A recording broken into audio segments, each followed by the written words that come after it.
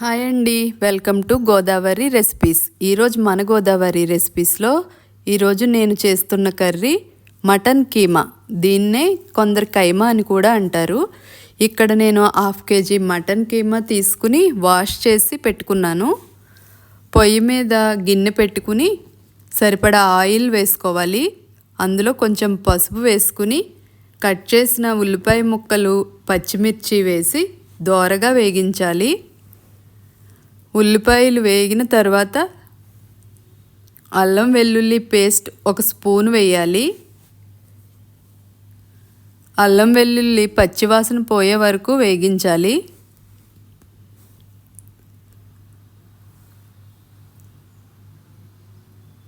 తర్వాత అందులో తగినంత ఉప్పు, 1 స్పూన్ ధనియాల పొడి, 1 స్పూన్ కారం వేసి కలుపుకోవాలి.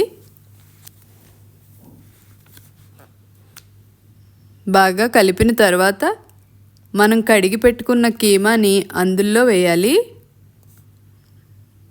తర్వాత అన్నీ కలిసేలా కలుపుకోవాలి. కరివేపాకు కూడా వేసి కలిపి మూత పెట్టుకోవాలి. మూత పెట్టి 5 నిమిషాలు ఉంచాలి.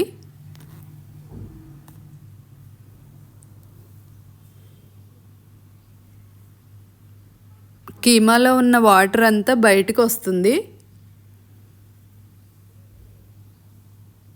మూత తీసి ఒకసారి కలుపుకోవాలి. తర్వాత అందులో 1/2 స్పూన్ మసాలా పొడి వేసుకోవాలి.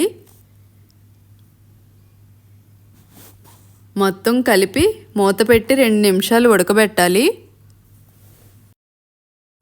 ఉడికిన తర్వాత మళ్ళా మూత తీసుకుని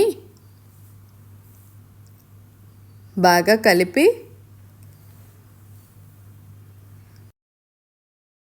వాటర్ అంతా దగ్గరికి వచ్చే వరకు మగ్గనివ్వాలి. వాటర్ అంతా ఇంకిపోవాలి. దగ్గరికి వచ్చిన తర్వాత ఒక పెద్ద గ్లాస్ వాటర్ మళ్ళీ ఇందులో యాడ్ చేయాలి. 1 గ్లాసు వాటర్ పోసిన తర్వాత అంతా కలుపుకుని మూత పెట్టి 20 నిమిషాలు ఉడకబెట్టాలండి.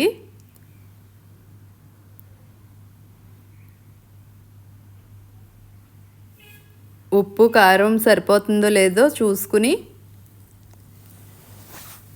దించుకోవాలి.